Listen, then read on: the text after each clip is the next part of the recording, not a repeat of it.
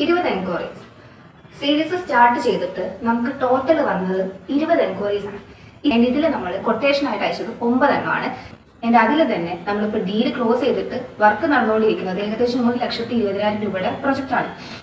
അതിന്റെ അഡ്വാൻസ് 60,000 രൂപയാണ് ഇപ്പോൾ എൻ്റെ കയ്യിലുള്ളത്.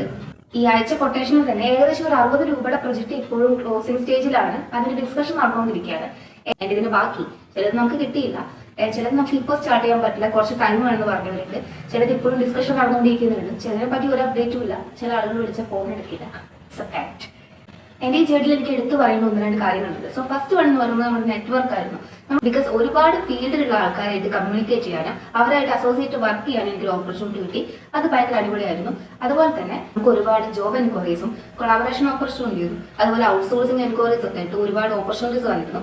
അതിന് നമ്മൾ എടുത്ത് പറഞ്ഞു വന്നായിരുന്നു നമുക്ക് എൻട്രി റിലേറ്റീവ് ആയിട്ട് ഒരു ഓപ്പർച്യൂണിറ്റി വന്നത്. നമ്മൾ അതിന്റെ മീറ്റിംഗ്സും കാര്യങ്ങളൊക്കെ കഴിഞ്ഞിട്ട് ഒരു പ്രൊജക്ട് പ്രപ്പോസൽ അയച്ചിട്ടുണ്ട്. സെക്കൻഡ് ഫാക്ടർ എന്ന് പറയുന്നത് മെന്റേഴ്സ് ആണ്.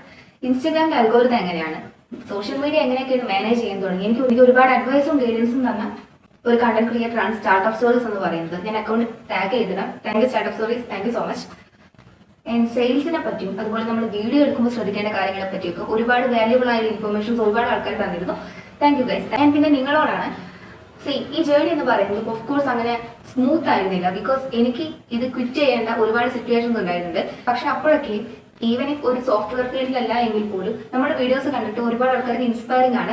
നമ്മുടെ ചലഞ്ച് അച്ചീവ് ചെയ്യാൻ പറയട്ടെന്ന് പറയുന്നത് മെസ്സേജ് നമുക്ക് വന്നിരുന്നു. Guys, thank you so much for your love and support. It means a lot to me. അത്രയാണ് നമ്മുടെ ചലഞ്ചിനെ പറ്റി എനിക്ക് പറയാനുള്ളത്. ഇപ്പോഴും നമുക്ക് റിയാക്ടിന്റെ റോഡ് മാപ്പ് വെച്ചിട്ട് മെസ്സേജസ് വരുന്നുണ്ട്. സോ നമ്മൾ ഉടനെ തന്നെ ഒരു 30-day റിയാക്ട് ചലഞ്ച് സ്റ്റാർട്ട് ചെയ്യുന്നതായിരിക്കും. എനിക്കൊരു ക്ലാരിഫിക്കേഷൻ വേണ്ടത് നമ്മൾ പ്രോഗ്രാമിംഗിന്റെ ബേസിക്സ് മുതലാണോ അത് നമുക്ക് വെബ് ഡെവലപ്മെന്റ് മുതലാണോ സ്റ്റാർട്ട് ചെയ്യുന്നതെന്നാണ്. സജഷൻസ് ഉണ്ടെങ്കിൽ ഒന്ന് കമന്റ് ചെയ്യും, ഹെൽപ്ഫുൾ ആയിരിക്കും. Once again thank you for everything. അപ്പൊ നമുക്ക് വീണ്ടും അടുത്തൊരു സീരീസിൽ കാണാം. അതുവരേക്കും bye. The name is Gayathri Mukundan. Follow for more.